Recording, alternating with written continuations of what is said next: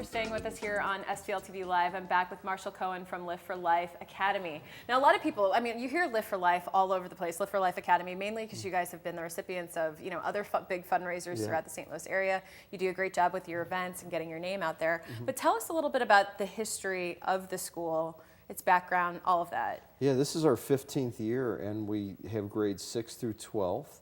And we started back in 2000 because we wanted to help students with possibly learning in a different style. Maybe they didn't fit quite how the standard, you know, education is in a school, and we wanted to make things different and fun and exciting.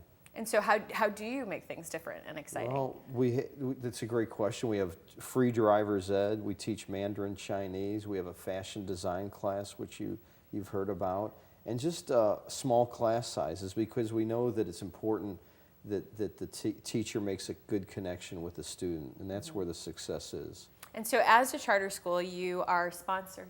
You're sponsored by a lot of times universities, other organizations.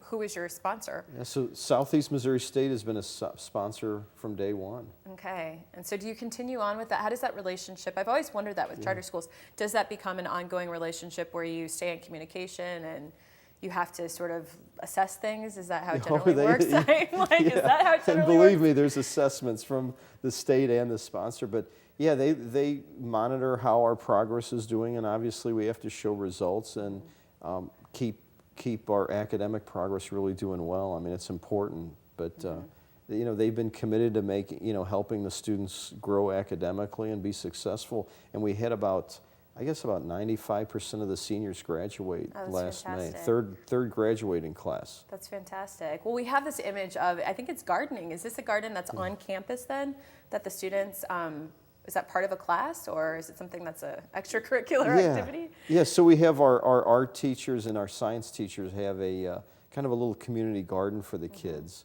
And they grow things and learn about, you know, vegetables. Instead of just walking into a store and seeing spinach, you can actually put it to a seed and see what it looks like.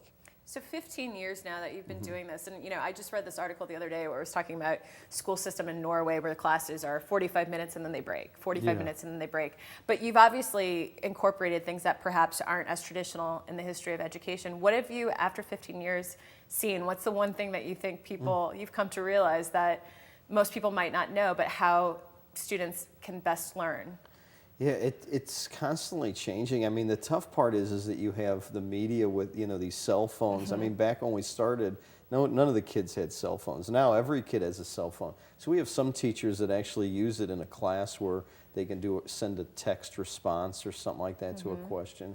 You know, it's always changing. I think it always goes back to, even with all the technology, if you have caring adults, regardless if, you know, it's counseling, teaching, whatever, the students will do positive things with you if you have caring people.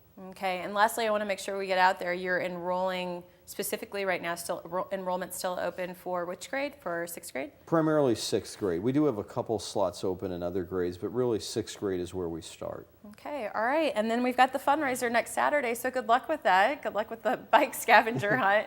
We've got that information for you there on the screen. So whether you're interested in learning more information about Lift for Life Academy, go to the website, or if you're interested in having a very fun morning of a bike and scavenger hunt with beer as a partial reward, then go check it out. You can enroll and register. It's July 19th at 8 a.m. And again, head to Lift for Life Academy. And Marshall, thank you for being here. It's always great to see you. Thanks for having me. Okay, all right. Well, when we return on STL TV Live, be a part of waking up the community to the importance of suicide prevention and mental health services.